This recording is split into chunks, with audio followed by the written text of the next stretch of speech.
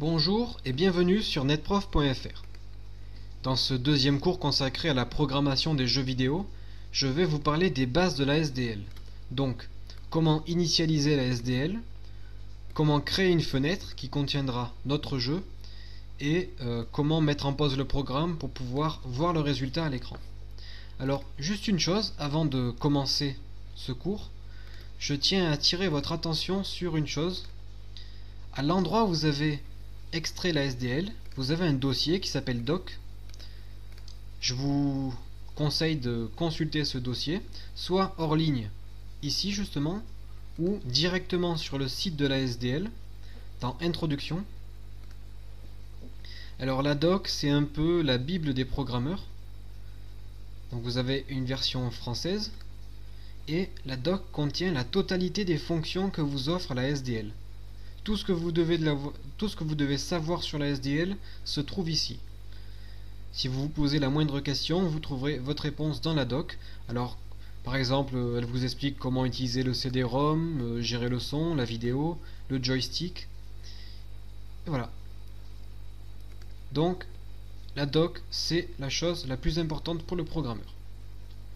Donc maintenant, je vais reprendre le projet où on s'était arrêté la dernière fois. On avait installé CodeBlocks. Donc, n'oubliez pas de bien choisir MinGW comme compilateur. D'accord? Et donc, on était arrivé là, on avait une fenêtre avec beaucoup de code. Donc, pour supprimer ce fichier, vous avez un fichier main.cpp ici, vous. Donc, vous faites clic droit, Remove File. Donc là, vous vous retrouvez avec votre projet SDL test vide. Pour créer un nouveau fichier, soit vous cliquez ici, donc c'est le plus simple, New File, ou sinon File, New et Empty File. Alors là, vous allez, oui, vous cliquez sur oui pour enregistrer le fichier. Le fichier va s'enregistrer dans SDL test, donc le dossier où on a créé notre projet, et vous créez un fichier main.c. Enregistré. Et là, dans source, on a notre main.c. Donc,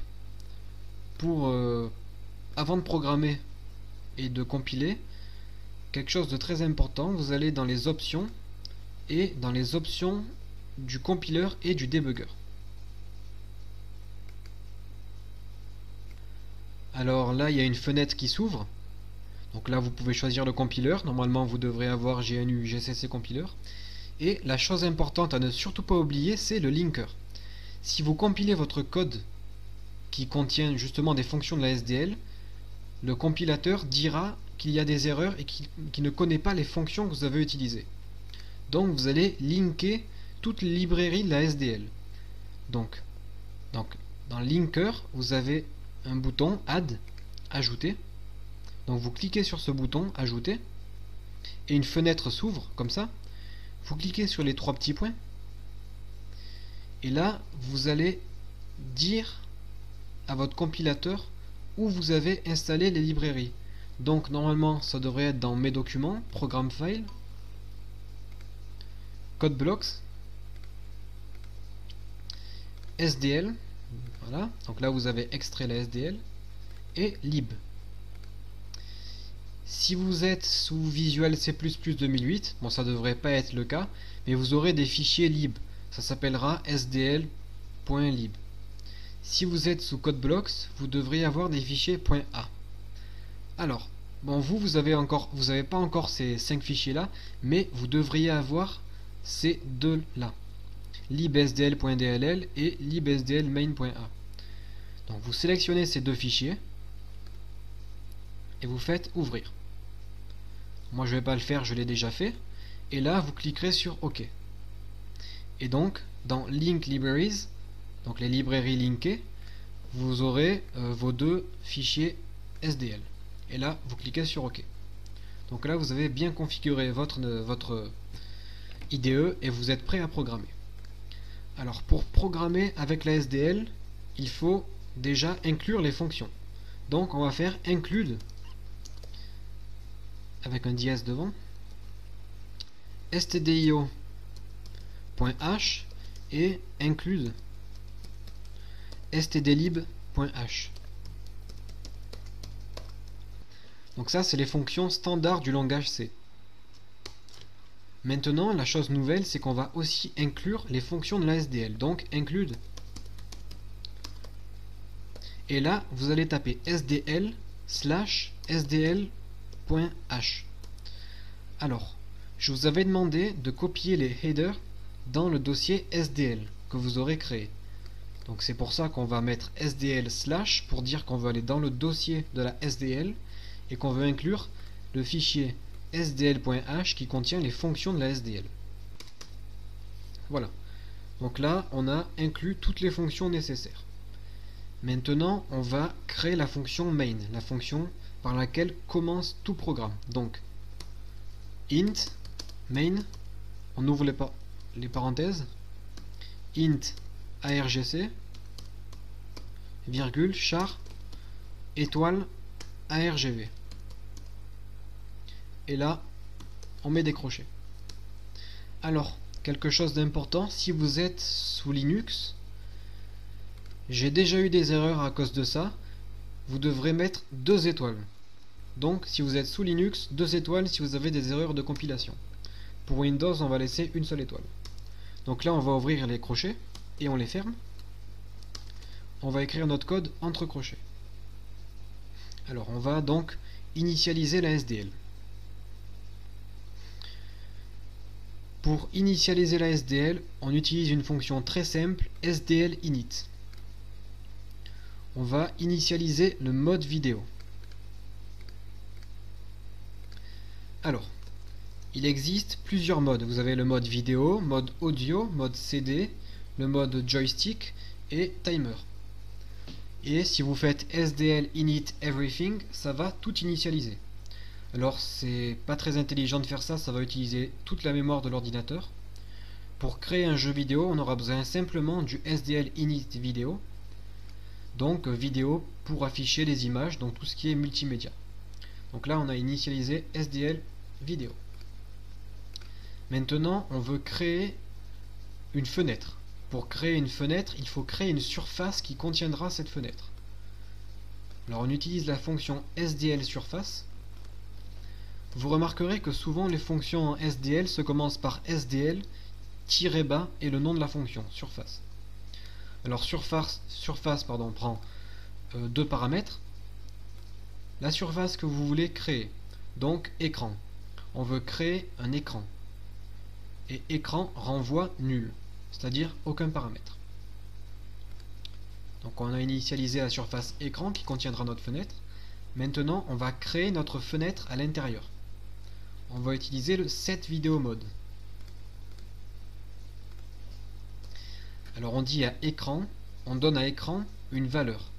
Écran égale SDL setVideoMode. SetVideoMode prend 4 paramètres.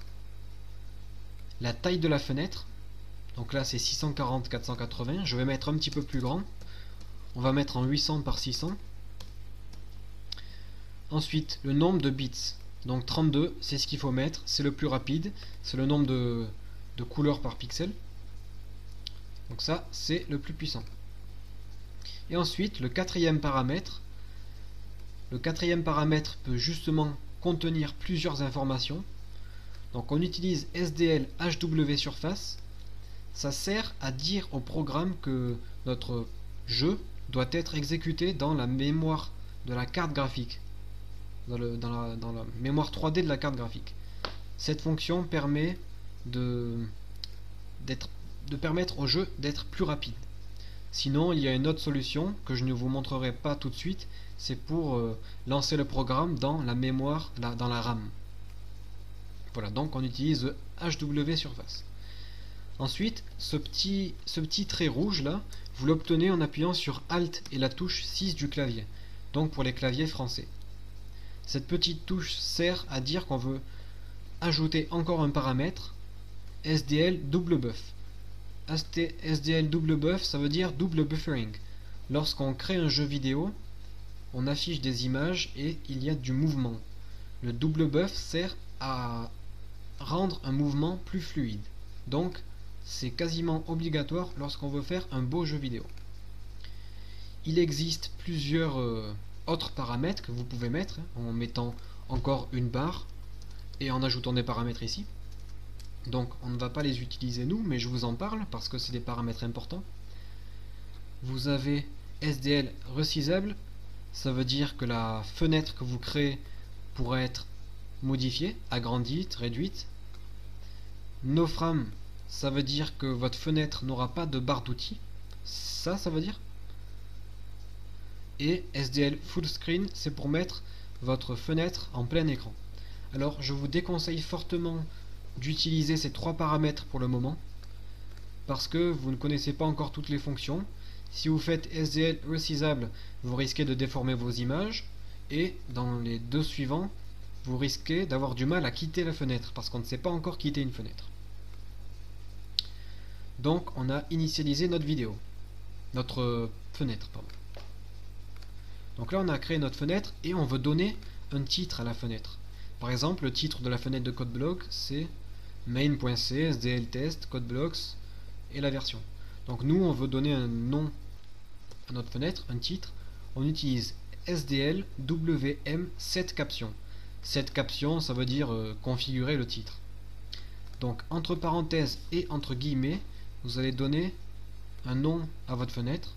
Donc moi j'ai marqué fenêtre SDL pour netprof.fr. Et le dernier paramètre, vous mettez nul. Maintenant, si vous compilez le programme, vous aurez rien à l'écran parce que le programme va s'ouvrir, ça va ouvrir la fenêtre, elle va se refermer immédiatement sans que vous ayez eu le temps de la voir. Donc on utilise une fonction que la SDL nous propose, c'est SDL-delay, delay donc délai, et vous marquez 5000. 5000 c'est le nombre de millisecondes qu'on veut patienter. Donc 5000 ça fait 5 secondes. Ça veut dire que notre programme se mettra en pause pendant 5 secondes. Ces 5 secondes nous permettront de voir le résultat à l'écran. Et pour terminer, on va quitter la SDL. On utilise la fonction SDL-quit pour terminer la SDL. Et ensuite, pour terminer le programme et la fonction main, on utilise return exit success pour dire que tout s'est bien déroulé. Alors, je vais récapituler. On inclut les fonctions.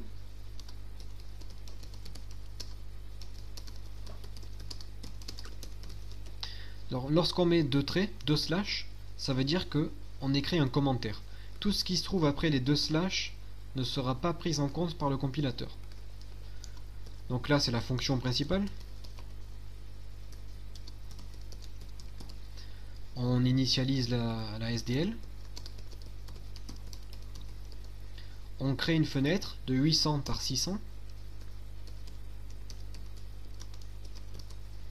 Donc on lui donne un nom, on met en pause, on arrête la SDL et on ferme le programme. Donc une fois que vous avez écrit votre code, on va compiler le programme. Pour compiler le programme, vous appuyez soit sur CTRL plus F9, soit vous cliquez sur ce petit icône là, Build. Donc là on va compiler le programme. Ici c'est le debugger, donc vous pouvez voir comment se passe la compilation. Si vous avez des erreurs, vous aurez des lignes de code rouges. En cliquant sur l'erreur, vous pouvez voir la ligne à laquelle l'erreur a été détectée. Et dépendant de ce que vous dit le compilateur, vous pourrez voir c'est quoi le problème. Donc si vous avez bien écrit le même code que moi, il ne devrait pas y avoir d'erreur. Vérifiez que vous n'avez pas fait de faute d'orthographe. Et voilà. Donc maintenant on va tester notre programme. On clique sur Run. Alors, là on a une erreur. Cette application n'a pas pu démarrer car sdl.dll est introuvable. Au premier cours, je vous avais parlé des DLL. Les DLL sont des fichiers indispensables au fonctionnement de la SDL. Donc, dans CodeBlocks projet, on a créé SDL test. Donc on va ouvrir SDL test. Dans le fichier bin, on a un fichier debug et notre programme. Donc ça c'est le programme qu'on vient de compiler. sdltest.exe a été créé. Il ne marche pas parce qu'il n'a pas les DLL. Donc vous allez coller la DLL. sdl.dll. Alors si vous ne vous souvenez pas où se trouvent les DLL, je vous le rappelle, c'est dans le dossier justement SDL et c'est dans bin. Et là vous avez sdl.dll.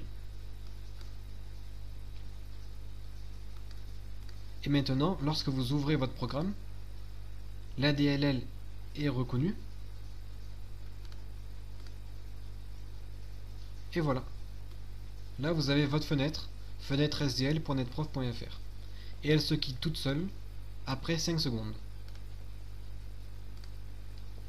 Donc on patiente 5 secondes et la fenêtre se quitte. Bon, pour l'instant vous pouvez rien faire avec. Si vous avez un problème de DLL, ça m'est arrivé en ayant une mauvaise DLL. Vous avez la version en dessous, 1.2.13. Là, j'ai remarqué que j'avais une version différente. Où c'est que je l'ai vu? Enfin, j'ai vu que j'avais une version 1.2.4 par exemple. Il se peut que ça ne fonctionne pas. Donc, vérifiez d'avoir bien la bonne DLL. Si vous avez un problème, vous pouvez aller sur internet, sur Google, marquer sdl.dll et la télécharger pour avoir la bonne version. Donc là, on a créé justement notre fenêtre. C'est intéressant, mais on peut faire mieux. Par exemple, on peut colorer notre fenêtre. Pour colorer notre fenêtre, on va utiliser la fonction sdl fillRec. Donc on peut traduire ça par remplir le rectangle. Le rectangle, c'est notre fenêtre. Donc cette fonction sdl fillRec prend 3 paramètres. La surface à remplir, c'est-à-dire notre fenêtre. La partie de la fenêtre qui doit être remplie, c'est-à-dire la totalité de la fenêtre dans notre cas.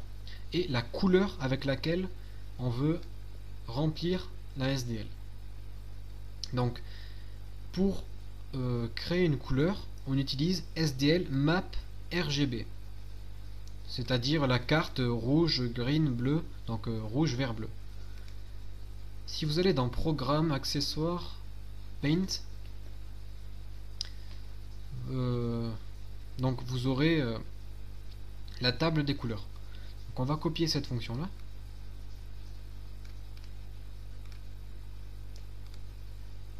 Et une fois qu'on a créé la fenêtre, on va dire à la fonction SDL remplir le rectangle qu'on veut remplir l'écran. Alors on met le paramètre à nul. Nul, ça veut dire aucun paramètre. Donc vous vous souvenez, le deuxième paramètre était quelle partie de la fenêtre doit être remplie. Donc nul, ça veut dire qu'on remplira toute la fenêtre. Et la couleur, ce sera SDL map RGB. Et là on donne une couleur. Donc si vous ne connaissez pas le code couleur, vous pouvez retrouver ça sur Paint. Et donc vous cliquez sur n'importe quelle couleur. Si vous voulez une couleur bleue par exemple, ce bleu là, vous sélectionnez la couleur qui vous plaît. Donc moi j'aime bien ça. Allez. Vous avez le taux de rouge, c'est-à-dire 30, le nombre de couleurs vert 15 et la couleur bleue 208, c'est-à-dire que la couleur bleue est plus importante. Donc 30 rouge, 15 vert, 208 bleu. Donc la première couleur c'est rouge. Donc nous on avait 30 rouge. La deuxième couleur c'est vert. On avait quoi? Je m'en souviens plus. 15. Et la troisième couleur c'est le bleu. On va mettre 220. Donc là on a donné la couleur à notre fenêtre. Si vous voulez, vous pouvez créer donc une fonction couleur. Vous appellerez ça couleur bleue. Et donc vous mettrez couleur bleue ici. Quelque chose de très très important, c'est le flip de l'écran. Si vous faites ça, que vous compilez votre code, ça ne marchera pas. La fenêtre ne sera pas colorée. Il faut flipper l'écran, ça veut dire qu'il faut mettre à jour l'écran. Voilà. La fonction SDL flip, c'est mise à jour. Et qu'est-ce qu'on veut mettre à jour? On veut mettre à jour la surface écran. Donc là, j'ai compilé le code. Si je lance le code, vous voyez, votre fenêtre est noire. Donc on attend 5 secondes, ça se quitte. Et là, je vais recompiler le code. Mais cette fois-ci, j'ai ajouté le rafraîchissement de l'écran. Donc pour mettre à jour cette couleur qui va passer de noir normalement à bleu. On teste. Donc on clique sur la petite flèche, Run. Et là, miracle, notre fenêtre est bleue. Donc on a bien coloré la fenêtre. Voilà. Bien sûr, on peut remplir la fenêtre avec des images, un fond, etc. Et ça, ce sera pour le prochain cours. Je vous remercie d'avoir suivi ce cours. Et donc à bientôt sur netprof.fr pour le 3e cours de programmation. Au revoir.